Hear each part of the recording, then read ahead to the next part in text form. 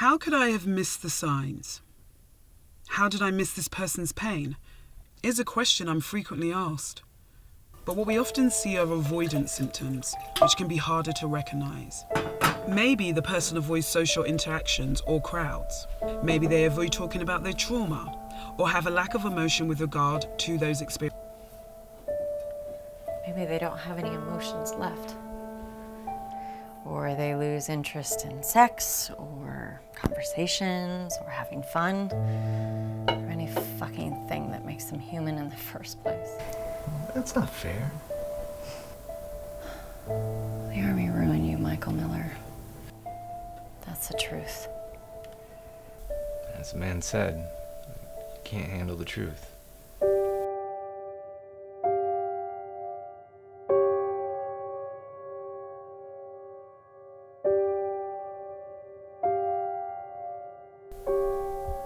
Hey, Dad, we have to... You okay? Hey. Yeah. Yeah, I'm fine. Okay. You have to get ready. People are gonna be here soon.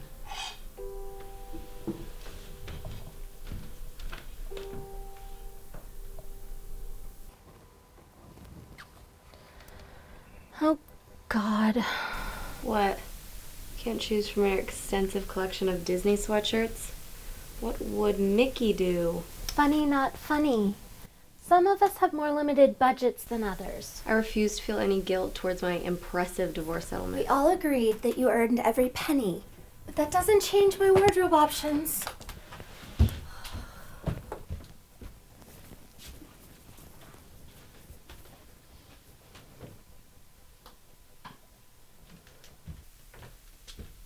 What about this?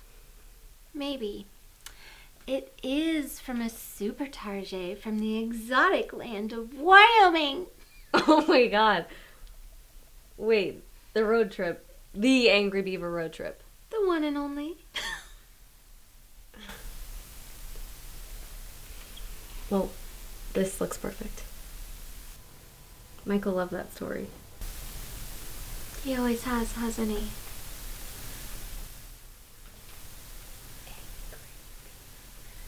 Angry Beaver. Angry Beaver, Wyoming.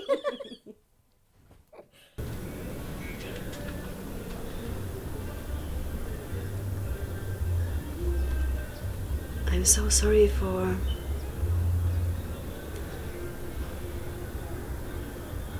I can't believe...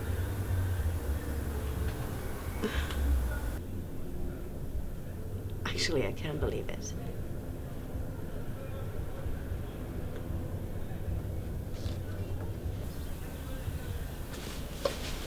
I don't want to, but I can. There can also be physical fatigue, suicidal thoughts, depression, loneliness even in the midst of people, even people they love. Sometimes the veteran loses the ability to feel anything. They can't be happy or sad. They just feel dead inside.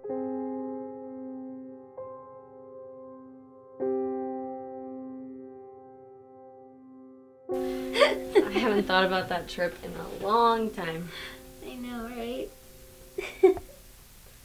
Life goes on. It has to, sir. It has to. Here.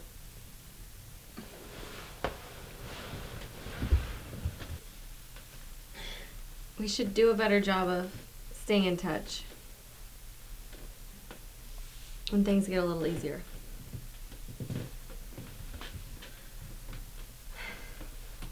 Remember when we said we should all live together forever? Yeah.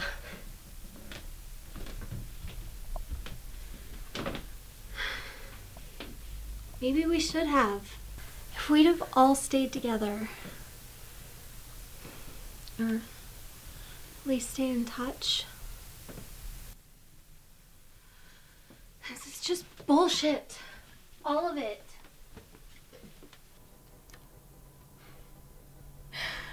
You used to talk in your sleep, you know that? You would say the craziest ass things that make no sense whatsoever. Really? Like what? Okay, this one time, I shit you not, Michael. You said, I hope you do a man's job in paying that cow and corn, baby.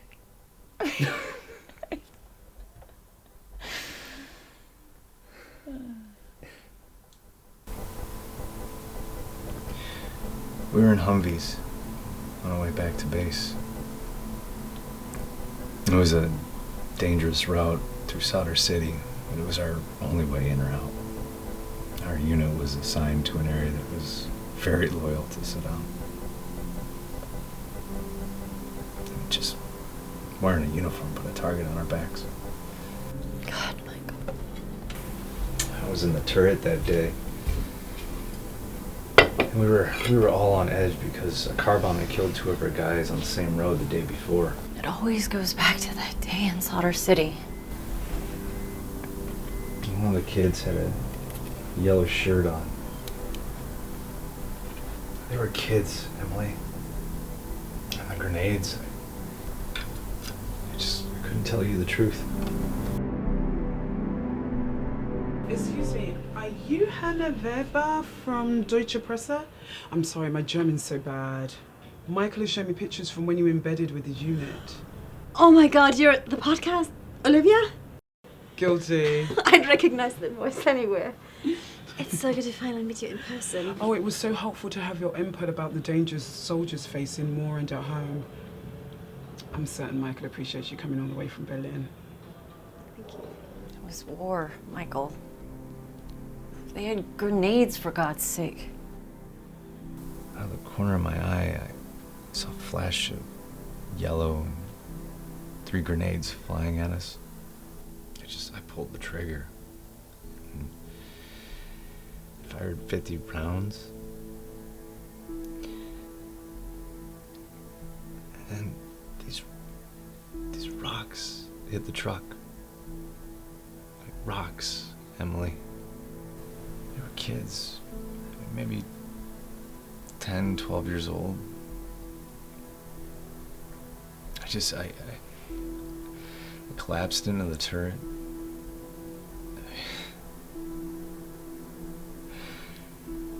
I just shot 3 kids who were playing alongside the road, throwing rocks at our convoy.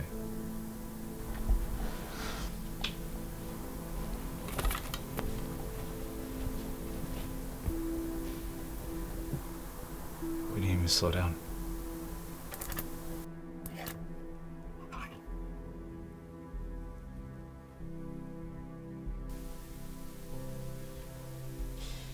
Goddamn war. Goddamn politicians.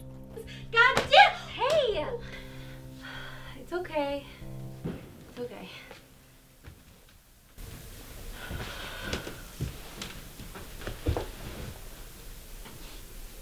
Gotta be strong for Dad. And for Michael. Your podcasts are so helpful. I listen to all of them. Thank you. I can't imagine. Nobody things- can. It's like Michael says, it's not like in the movies. The only way to know what it's like is to be there. Whatever you might imagine, it's worse. It's never enough, but I am sorry.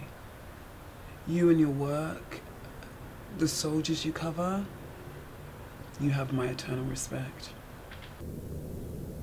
Thank you.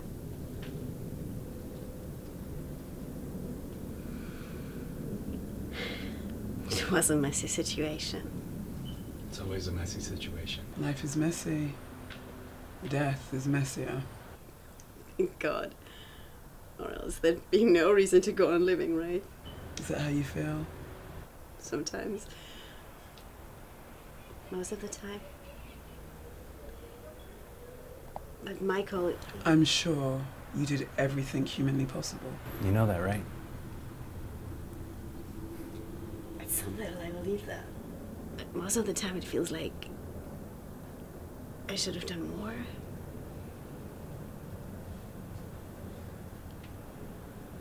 I have flashbacks. About that day? The day, the days since, the days I didn't say what I should have said,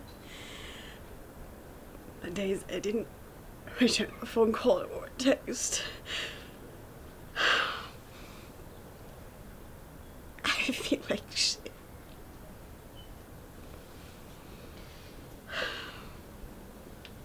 At least you feel something.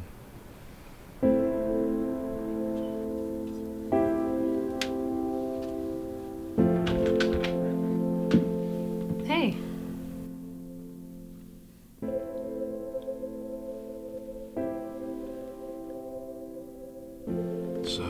It's good to see Emily here.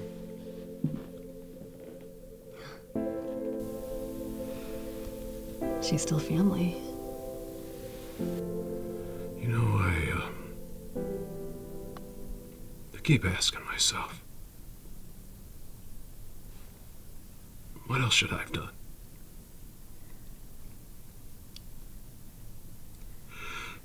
But I don't have the answer. It's a trick question, Dad. There is no answer. I'd give everything if I could just hit rewind. I know. I know.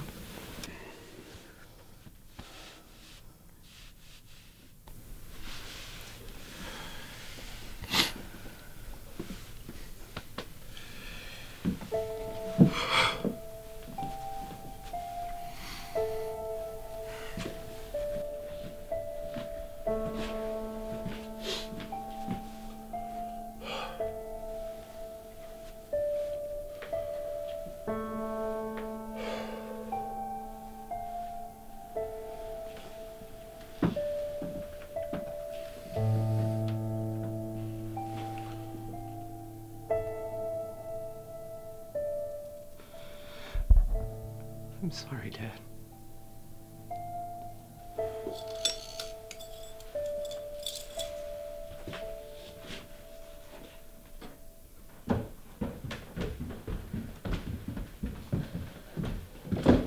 The bitch is back. What? Check the porch.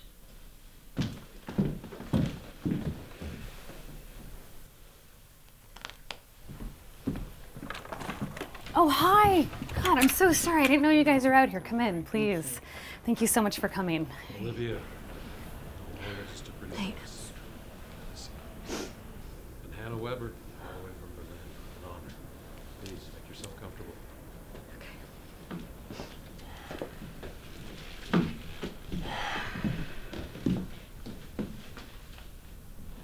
Emily. Hi, Joe.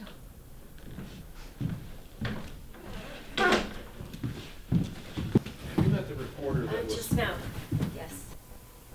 So, Emily, when exactly did you leave Michael? Julia, not now.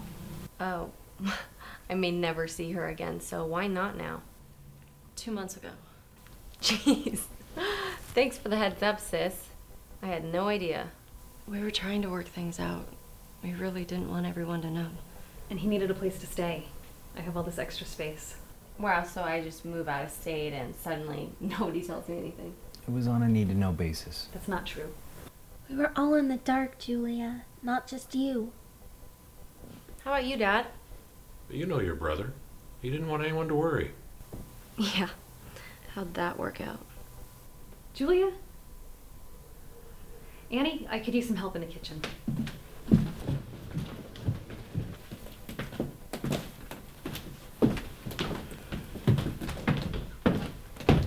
I think I will wait on the porch. Would you like to join me?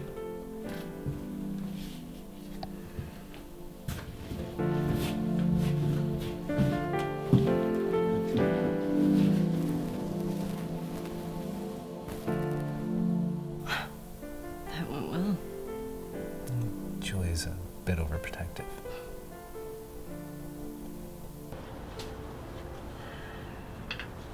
There's a lot that I don't understand. I mean, when I came home from Nam, I was damn happy not to have a Purple Heart. A lot of the guys I know still have metal in them. Sometimes I think it bothers him that he didn't get hit while I was there. I was the only one, Dad. The only one. In Baghdad, back then, it was like every time they went out, somebody got hit. And in Cider City, where we were, it was the worst area. It's common to feel some form of survivor guilt after an experience like that. After that day with the kids, one of the guys asked if I was okay. I just don't get it. There's nothing to feel guilty about. It's just luck. Good luck, bad luck. Being lucky's not a crime. I was too ashamed to say anything. I never talked about it. Our bad luck was getting sent to Cider City. I just kept washing my hands. Rubbing my hands on my shirt. Trying to get the blood off. He expressed a lot of remorse about the day. 15 years ago? Humvees were just a glorified Jeep with a canvas top. Those goddamn kids had grenades.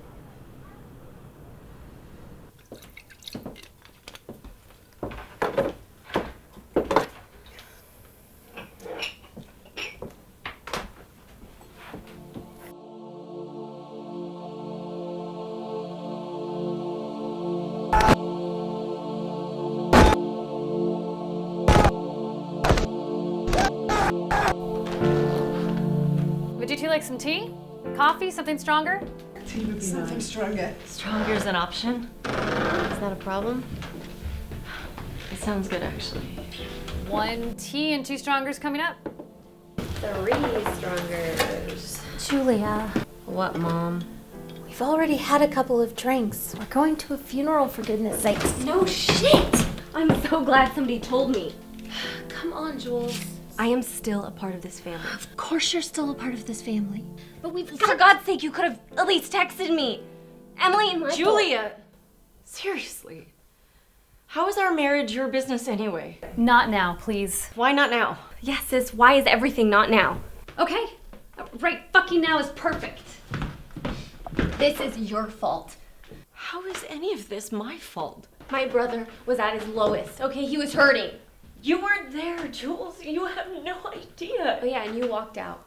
Actually, he walked out. Then you kicked him out. I would never have kicked him out. He needed you.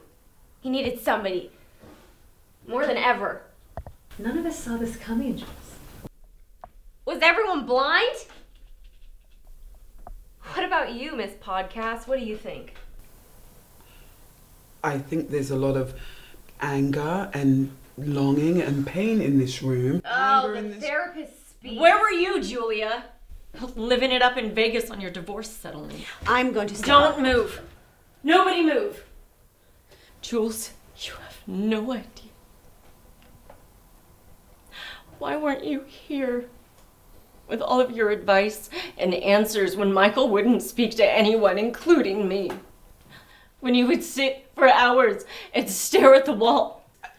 Where were you when he stood in the bathroom at 3 a.m. washing his hands over and over and over? If someone would have just told me. Maybe you're just too busy playing arm candy. Emily. You have a phone, Jules. You could have returned his call. I should have called him, but I didn't.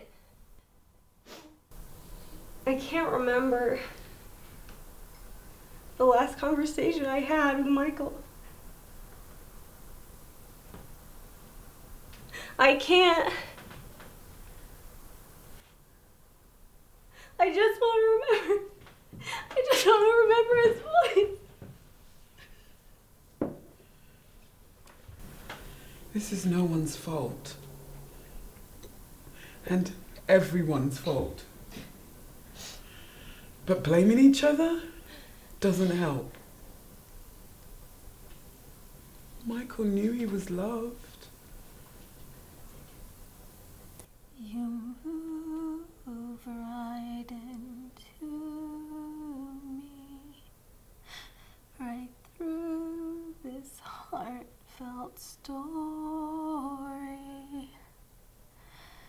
These were words I keep on fighting, that I'm struggling to survive. These feelings break my heart, that I'm keeping deep inside. I bought him that CD for his 16th birthday. Take it all. It was Michael's favorite song.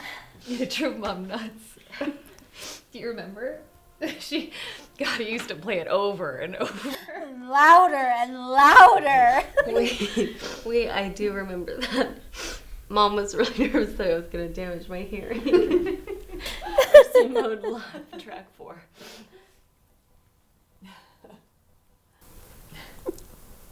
He sang that to me on our wedding night. Wait, Michael could sing? Not at all.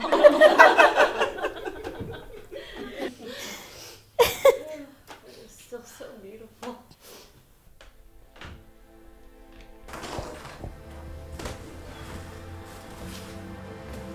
Cars are here.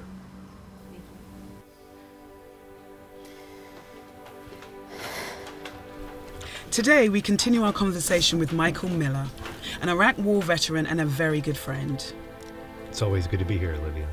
We're discussing Michael's volunteer initiative to help veterans navigate the intense emotions they deal with after serving in a combat zone. Also joining us today via phone from Berlin is Hannah Weber. Actually, it's Weber. I'm so sorry, Hannah. German is not my strong point. No worries. Hannah worked as an embedded journalist covering the Iraq War and spent time with Michael's unit. It's a pleasure to be here. Hannah, I'd love for you to share the story you told me when we first spoke about how Michael has saved your life more than once. That might be a bit of an exaggeration. No, Michael. No, it's not. After coming home, he has helped me in so many ways, metaphorically talking me off the ledge more than once. But he literally saved me one day in Cider City when I was riding with his unit.